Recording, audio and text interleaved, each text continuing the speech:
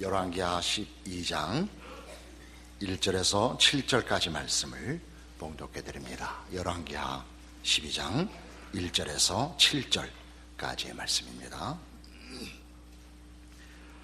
예후의 제7년에 요아스가 왕이 되어 예루살렘에서 40년간 통치하니라. 그의 어머니의 이름은 시비아라 브엘세바 사람이더라. 요아스는 제사장 여호야다가 그를 교훈하는 모든 날 동안에는 여호와 보시기에 정직히 행하였으되 다만 산당들을 제거하지 아니하였으므로 백성이 여전히 산당에서 제사하며 분향하였더라.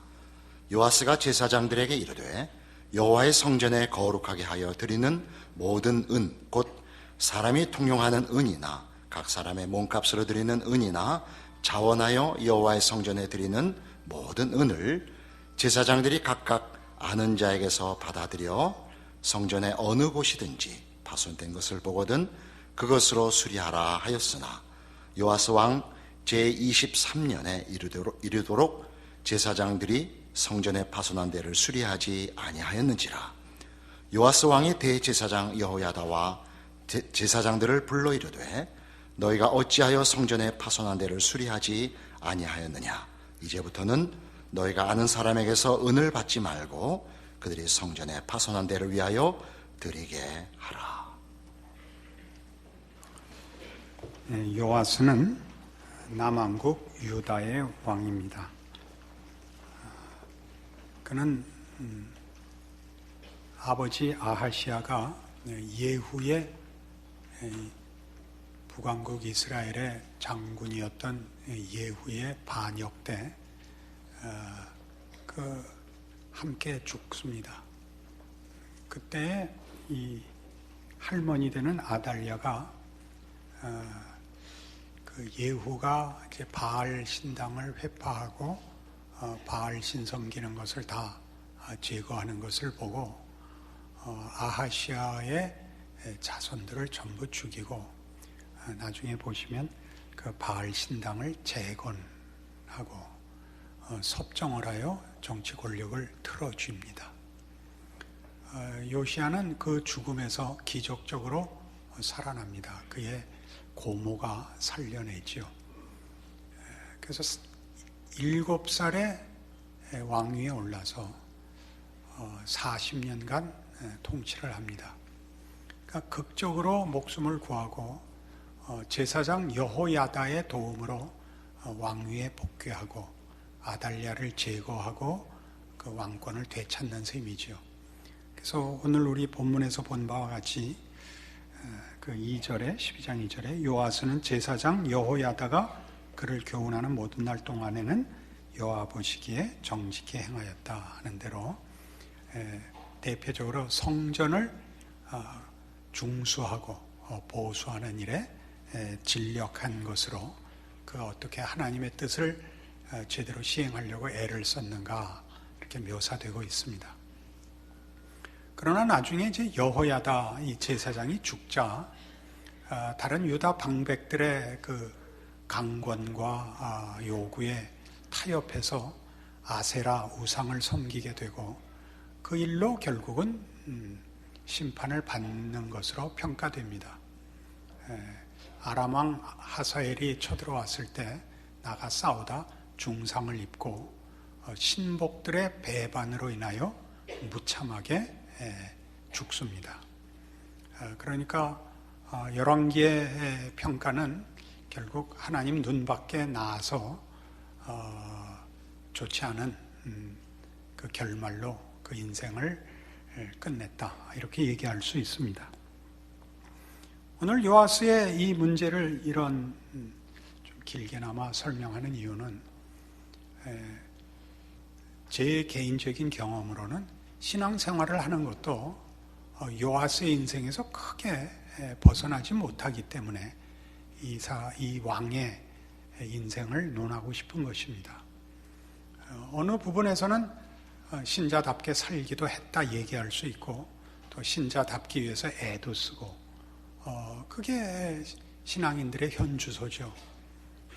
그러나 잘한 것보다 못한 게 더 많다고 늘 자책할 수밖에 없는 것, 이것이 신자들의 현실일 것입니다. 너무 이런 부정적인 측면을 들추어서 죄송하지만 이 문제를 분명히 할 필요가 있습니다. 우리의 신앙의 현실이 스스로 점검해 보아도 만족치 못하다. 하나님 앞에 벌받아 싸다라는 생각이 자꾸 드는 것은 사실 우리로 하여금 신앙생활을 영위케 하고 연장케 하는 근거가 어디에 있느냐라는 문제를 계속 확인하고 물어보게 하기 때문에 아주 중요합니다. 그래서 이 문제를 로마서 8장에 보시면 보기보다 이 요아스의 인생을 우리가 꼭 부정적으로만 볼 필요가 없다 하는 성경에 아주 중요한 선언이 나옵니다. 로마서 8장 35절입니다. 신약성경 250페이지입니다. 누가 우리를 그리스도의 사랑에서 끊으리요? 환난이나 곤고나 박해나 기근이나 적신이나 위험이나 칼이랴. 기록된 바 우리가 종일 주를 위하여 죽임을 당하게 되며 도살당할 양같이 여김을 받았나이다 함과 같으니라. 그러나 이 모든 일에 우리를 사랑하시는 이로 말미암아 우리가 넉넉히 이기느니라.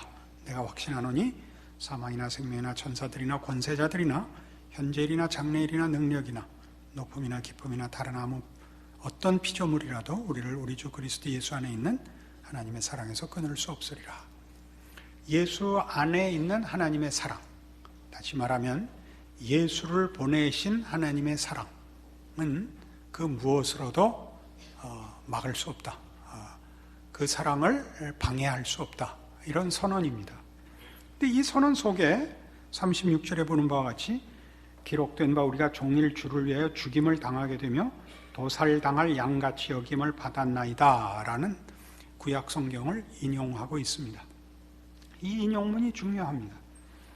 이 인용은 주를 위하여 죽임을 당하게 되며 도살당할 양같이 여김을 받았나이다가 주를 위하여라는 조건 속에 있기 때문에 우리는 이것이 굉장히 헌신적이고 신앙을 지키는 순교자적 고난을 의미하는 것으로 읽혀집니다.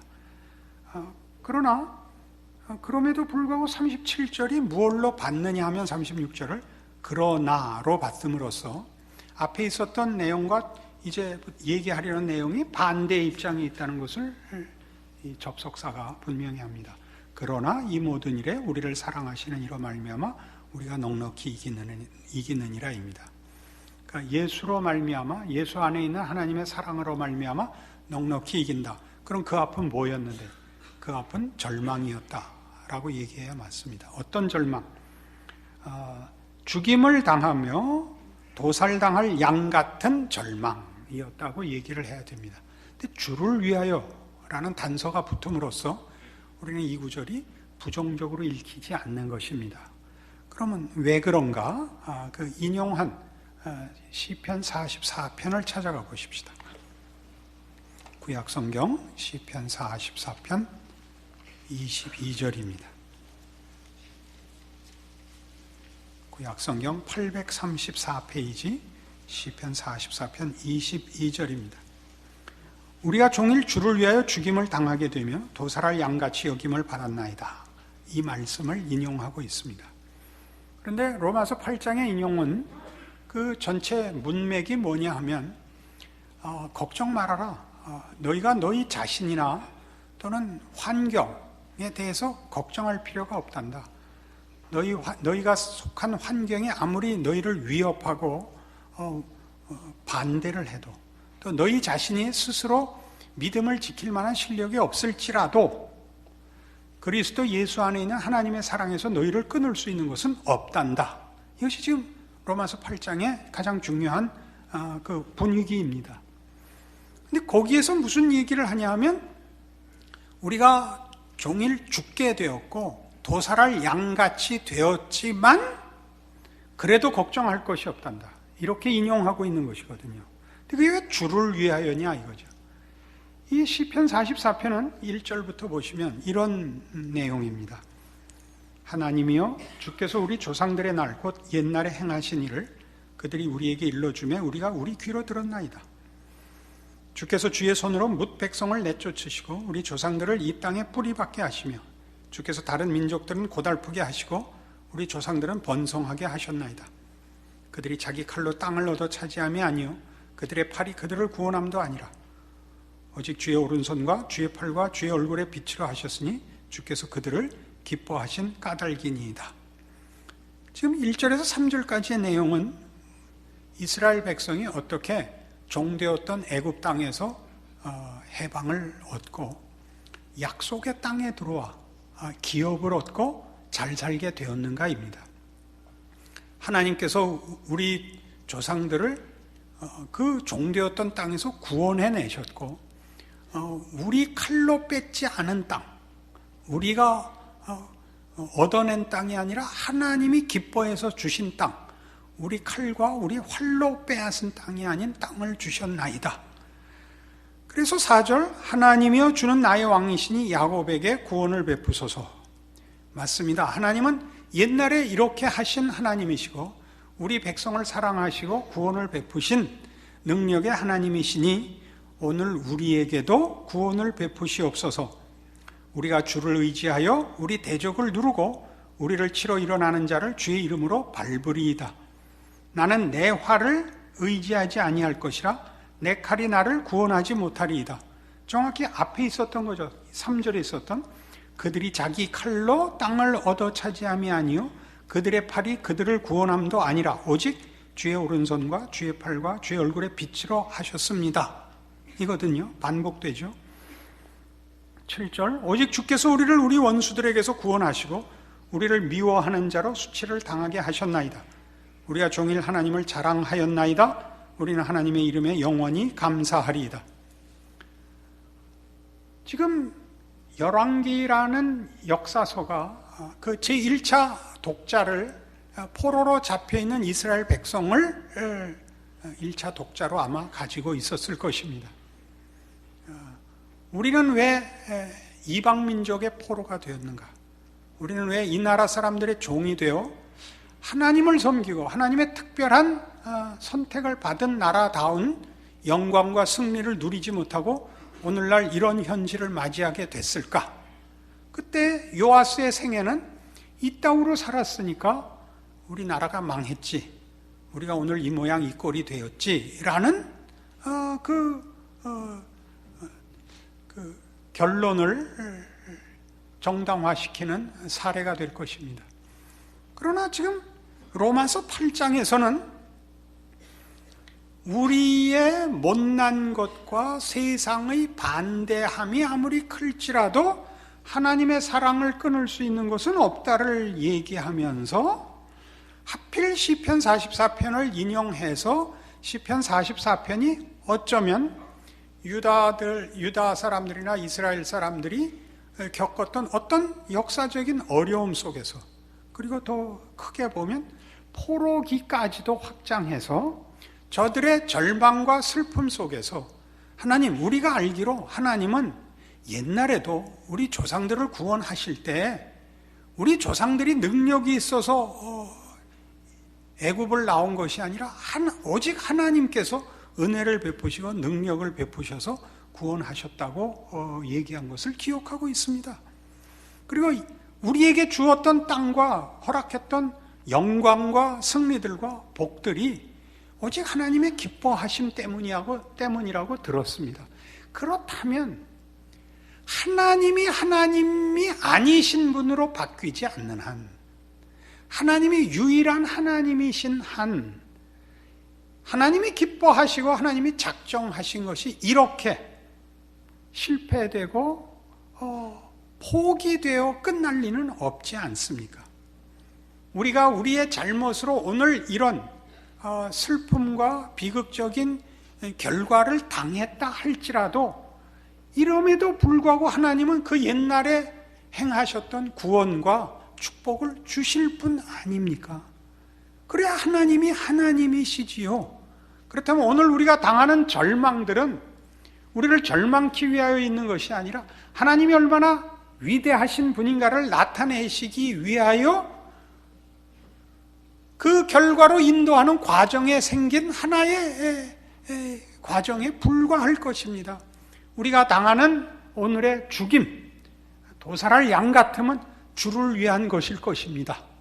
이렇게 지금 우리식으로 표현하면 갖다 붙이고 있단 말입니다. 그리고 이거는 무슨 뭐라 그래요? 말이 안 되는 우기는 짓이 아니라 앞뒤가 안 맞는 게 사실이죠. 그러나 이 앞뒤가 안 맞는 것을 갖다 묶을 수 있는 하나님이 누구신가? 예수를 주셨다는 것이 무엇인가 해서 기독교 신앙의 진수가 그 빛을 발하는 자리다 이거죠. 우리는 기독교 신앙이라는 것을 일반적인 종교심을 가지고 자기도 모르게 이렇게 혼합을 시킵니다. 가장 중요한 내용이 이겁니다. 신자다워야 한다는 것은 당연히 맞는 말입니다. 신자다워야 한다는 것이 기독교 신앙을 성립시키는 조건은 아닙니다. 기독교 신앙을 성립시키는 조건은 하나님의 하나님이심입니다. 하나님의 신실하심, 자비로우심, 의로우심, 선하심, 이것이 기독교 신앙을 성립시키고 있습니다. 우리를 지으셨고 우리를 기뻐하시고 우리를 사랑하사 우리의 인과 법칙으로는 있을 수 없는 결과를 만들어내시는 하나님, 그의 선하심, 그의 은혜로우심, 그의 전능하심, 그의 위대하심이 기독교 신앙을 성립시키는 것입니다. 그래서 분명히 이유가 없고 과정이 납득이 안 가는데 결과는 하나님의 은혜와 능력에 의한 승리, 영광이라는 것을 우리에게 허락한다 하는 것이 기독교입니다. 우린 요아스의 생애를 우리의 생애와 별로 구별할 수가 없습니다. 우리의 신자된 현실도 50보 100보입니다. 그러나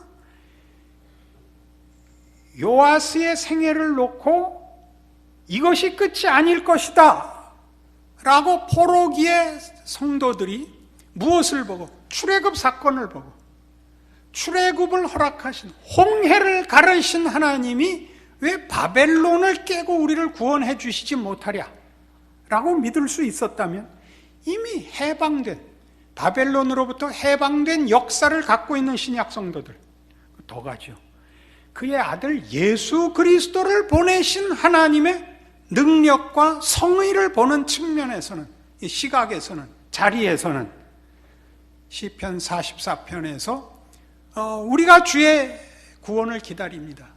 우리가 아는 하나님은 구원의 하나님이요 은혜의 하나님이요 능력의 하나님입니다 라는 이 선언을, 이 믿음을 우리야말로 더 크게, 더 분명하게 가져야 마땅하고 가져야만 하는 것입니다. 로마서 4장으로 가보시겠습니다.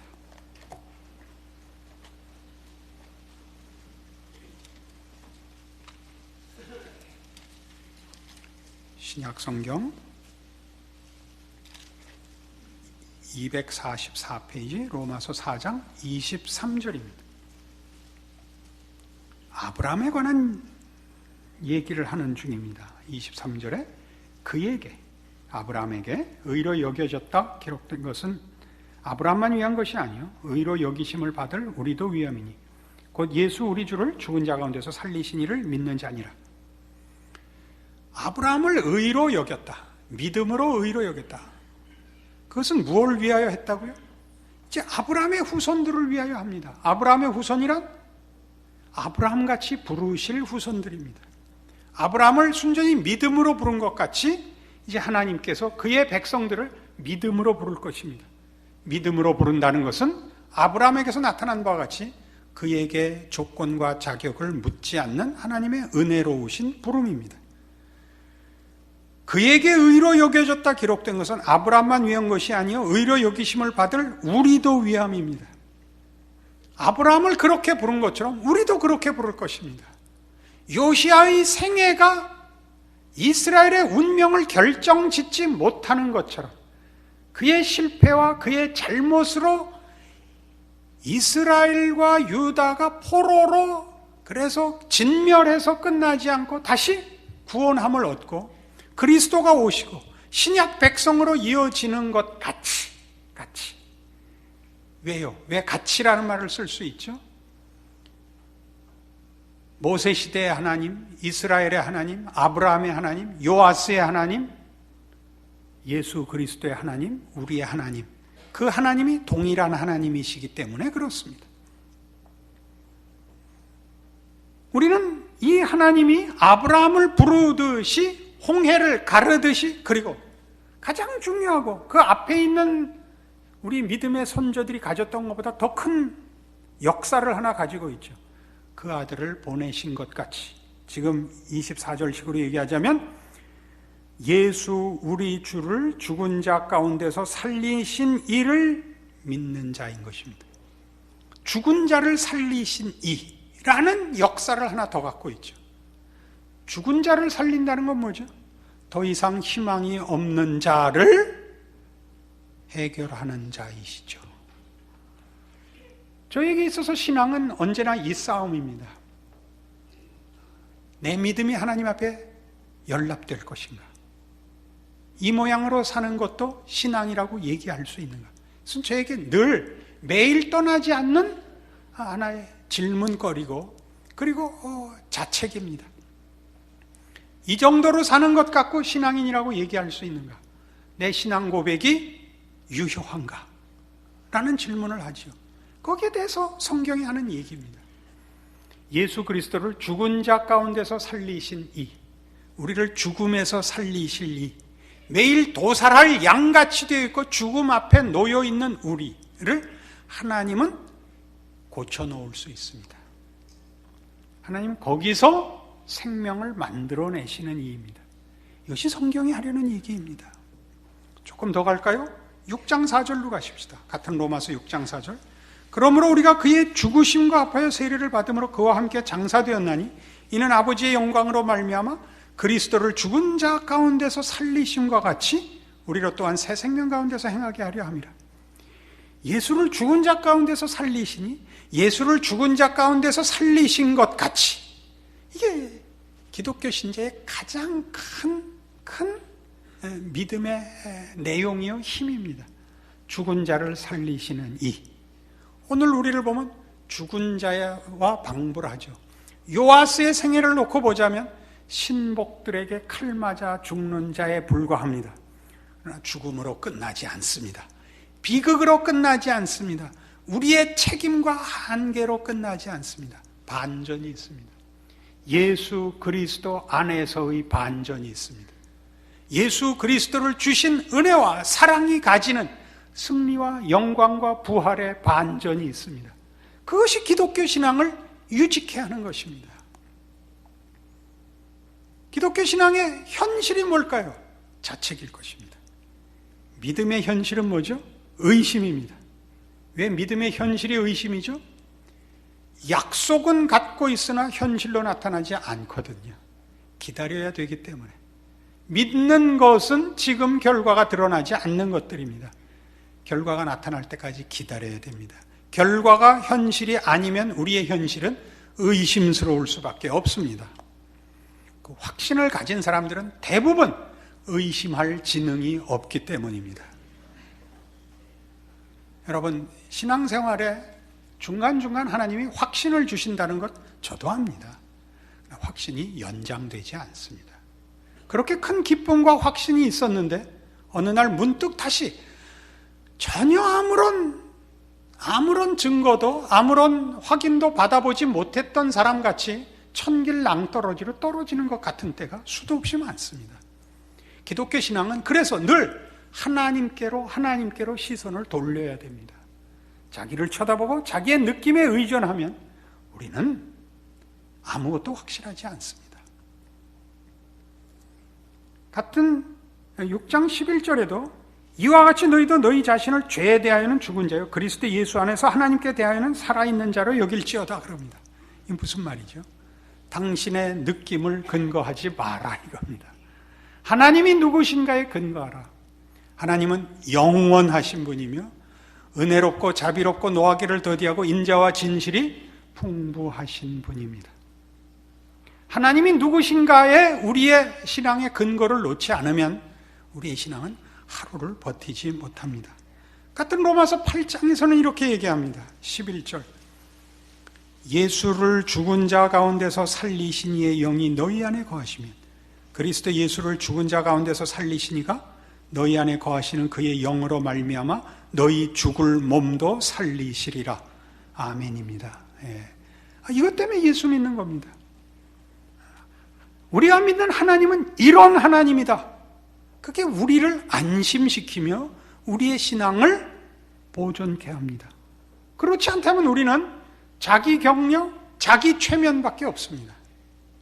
그렇지 않다면. 여러분, 얼마나 종교라는 것이 얼마나 자기 격려, 자기 최면에 불과한 걸 아시지 않습니까? 그렇죠? 말하자면 나는 믿어서 기뻐라는 얘기는 참으로 애매한 말입니다. 본인이 자기 최면 속에 들어갔다는 뜻일 수도 있고, 우리 같이 오늘 살펴보는 바와 같이 하나님의 하나님 되심 때문에 나는 나의 불안과 자책과 절망을 나는 모두 하나님 앞에 벗어 던질 수 있어 라고 얘기할 수도 있습니다. 그렇다고 해서 아무렇지도 않다, 태평하고 한 점의 의심도 없다, 그런 믿음의 경지는 이 땅에서 사는 동안은 없습니다. 그런 건 없습니다. 여러분들이 가지는 현실적인 신앙의 확인은 성경이 하나님이 누구신가를 그렇게 설명한다. 그런데 전부 붙들려 있어야 됩니다. 혹 도움이 필요하시다면 우리 목사님도 그렇다고 그러시더라. 이거 조금의 도움이 될 수 있을는지 모르겠습니다. 이것이 기독교 신앙이죠. 그래서 우리가 우리를 요아스의 생애와 방불한 우리의 실존으로 본다, 이렇게 얘기할 수 있습니다. 그러나 우리는 요아스의 생애를 평가하는 데 있어서는 전혀 다른 식으로 평가합니다. 빌립보서 1장으로 가죠.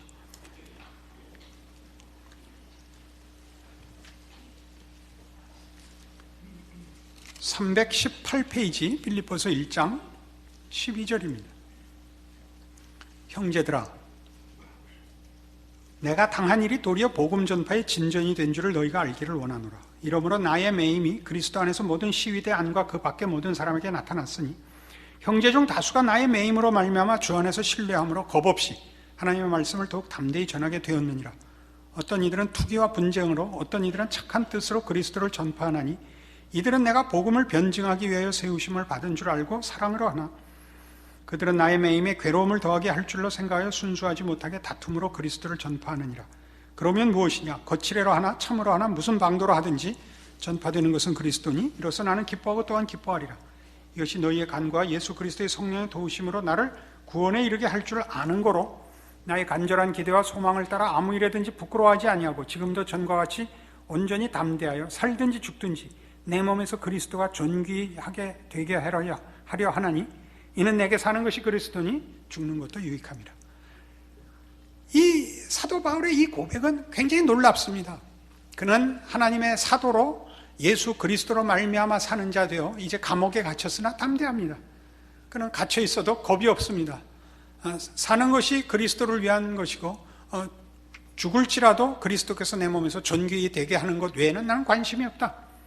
나는 나의 매임이나 혹은 이 일로 인하여 사람들이 나를 오해하고 비난하는 문제에 대해서 상관없다. 저들이 나를 비난하고 조롱하는 것으로까지도 그리스도가 전파되니 나는 기뻐할 뿐이다 라고 얘기합니다. 그럼 조금만 변경을 해보십시다. 사도 바울은 하나님의 종이지만 당시에 사도 바울을 비난했던 사람들처럼 저는 늘 아프고 늘 사로잡힙니다. 그는 형통한 길로 인도함을 받지 못하고 우리 고린도후서 11장에서 보는 바와 같이 여러 번 매를 맞기도 하고 강도의 위험을 당하기도 하고 동족의 위험을 당하기도 하고 굶기도 하고 춥기도 하고 헐벗기도 합니다. 파손도 당하고 매를 맞기도 합니다. 도무지 하나님의 종으로서의 어떤 보란듯한 증거들이 없습니다. 그러나 본인은 뭐라고 생각하느냐 하면 그것이 사도된 증거라는 것입니다. 그 고난들이. 자, 우린 우리의 생애가 보란듯하지 않기 때문에 내 생애가 신자된 나라는 존재가 하나님 앞에 인정받는 것인가에 대하여 의심을 가집니다.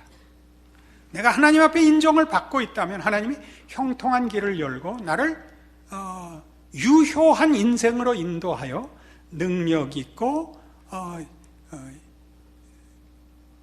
효율성이 있는 인생을 걷게 할 거라고 기대를 하는 겁니다.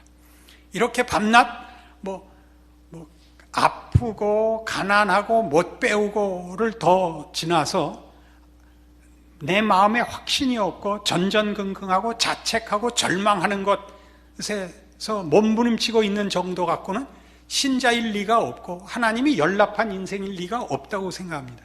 그러나 잠깐 바꿔놓고 생각해 보십시오. 사도 바울이 그 얘기입니다. 사도 바울은 열심을 갖고 있지만 한 번도 형통한 현실을 못 만나고 있습니다. 오해를 받고 있습니다. 자기가 세운 교회에서 배척을 받습니다. 그의 사도권이 부정되곤 합니다. 도전을 받습니다.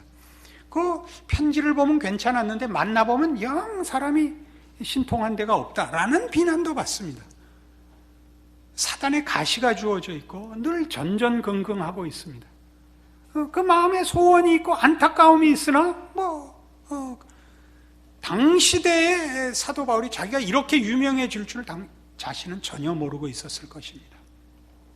무슨 얘기를 하고 싶은 것일까요? 성경이 우리의 가는 길은 우리가 생각하는 것과 다릅니다. 뭐가 다르냐? 예수님께서 이 땅에 오셔서 성육신 하시고 십자가에 죽으시는 일들이 누구의 눈에도 그럴듯해 보이지 않았습니다. 그는 정말 죽어버렸습니다. 가난한 자들과 죄인의 친구로 오셨다라는 표현대로 그는 가난한 자로 오시고 그는 죄인 중에 섞여 있고 병자들과 환자들 속에 있습니다. 그를 따르는 자들이 그런 자들이고 그는 늘 그 속에 있습니다. 우리가 우리 자신을 보면 우리가 신통한 길을 걷지 못하고 우리는 늘 사회에서 처진 자들 속에, 감추어져 있는 자들 속에, 실패자들 속에 있을 것입니다. 그것이 우리를 더 괴롭힙니다. 내가 가진 신앙이 참된 신앙이 아니고 하나님이 인정하는 신앙이 아니기 때문에 현실적으로 내 신앙이 그 힘을 쓸 틈을 갖지 못한다라고 생각할 수 있습니다. 오늘 우리가 하려는 말은 이겁니다. 예수 우리 주를 보내신 우리 하나님이 그를 죽여서 부활로 하나님께서 영광을 받으시며 모든 세상을 하나님의 뜻과 하나님의 방법으로 전복시키듯이 우리의 생애를 세상적인 보란듯한 과정과 방법이 아닌 하나님의 방법으로 끌고 가고 계시다는 것을 성경이 확인시키려 하고 있다 이겁니다. 여러분이 여러분에 대해서 절망하며 부정하는 모든 것이 다 성육신의 연장입니다. 지금 이 빌립보서 1장 21절식으로 하면 내게 사는 것이 그리스도니 죽는 것도 유익하다. 내 삶은 그리스도 자신이다. 그런 얘기입니다. 그리스도께서 내 인생에 당신의 성육신을 연장하는 것이 내 삶이다. 죽는 것은 그 성육신이 더한 것이다. 성육신보다 더한 것이다. 부활이다. 이렇게 얘기하는 거죠. 여러분의 자책, 여러분의 소외감, 여러분의 할까요? 절망, 여러분의 답답함들은 다 성육신입니다. 초월자가 그 무한히 유한 속에 들어와 있는 그 답답함을 생각해 보십시오. 돌을 떡으로 만드실 수 있는 이가 굶주려야 했던 사실을 기억해 보십시오. 우리는 기독교 신앙의 가장 중요한 핵심들을 놓치고 있는 것일 것입니다. 어떤 것, 죽음, 고난, 세상의 어떤 권세, 무엇도 우리 주 예수 그리스도 안에 있는 하나님의 사랑에서 우리를 끊을 수 없다 라는 것이 우리의 인생에 우리 눈으로 보는 실패, 파탄, 무의미, 허망함, 게으름, 무책임, 무엇도 뒤집어 놓을 수가 있습니다. 여러분의 믿음의 핵심은, 근거는 어디로 늘 가야 하냐면 한탄으로 가야 맞습니다. 하나님, 찾아와 주시옵소서. 나는 죄인입니다. 이것은 모든 성도들이 평생 동안 반복해야 되는 고백이며 찬송입니다. 우린 여길 놓칩니다. 우리는 어쩌고 싶은 겁니까? 더 이상 하나님을 부를 필요가 없는 신앙인이 되고 싶은 것입니다. 그렇죠. 하나님을 위하여 보란듯한 사람이 되고 싶은 겁니다. 어떻게 해요? 더 잘생기고, 더 가지고, 그죠? 척 뭘 꺼내놓고, 하나님이 이 시대에 뭐가 필요하시대? 얼마요? 하나님 얼마가 필요하십니까? 이건 얼마나 모순되는 얘기들입니까?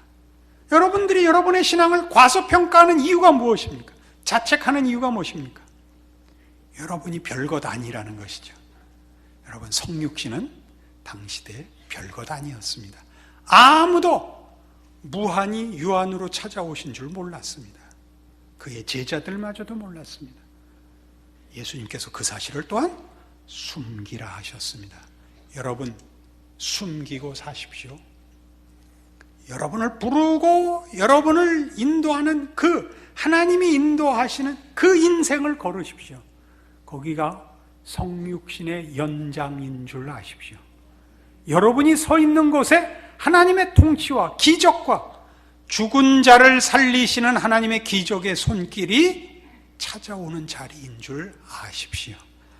누가 잘난 척 하시고 큰 소리 치거든 감탄하십시오.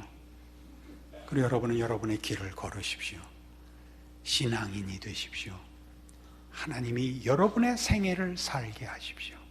하나님은 거기 찾아오시고자 여러분을 부르셨고 함께 하십니다. 이 믿음이 여러분의 생애와 여러분의 존재를 붙들어내기를 바랍니다.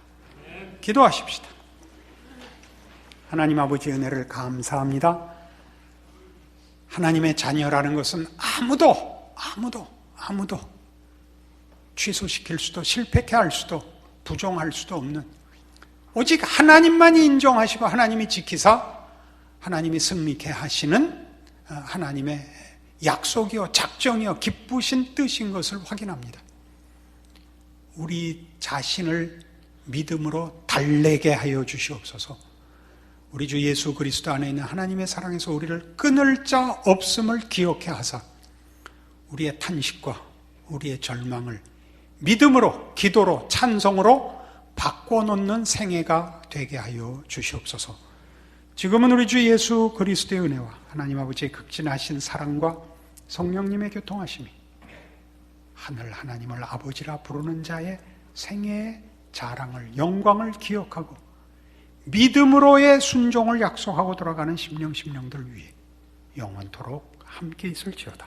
아멘.